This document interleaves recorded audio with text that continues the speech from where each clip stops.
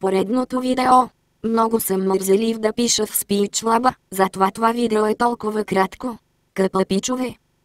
Чакайте малко. Пичове. Това е реплика на Преслав Ейтелтрит Иванов.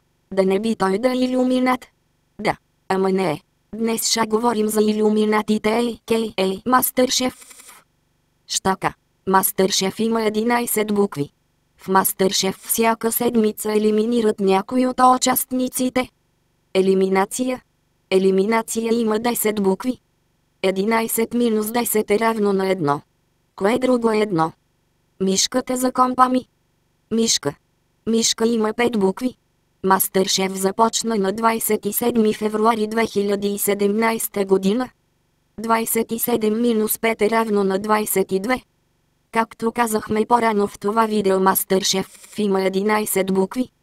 22 делено на 11 е равно на 2.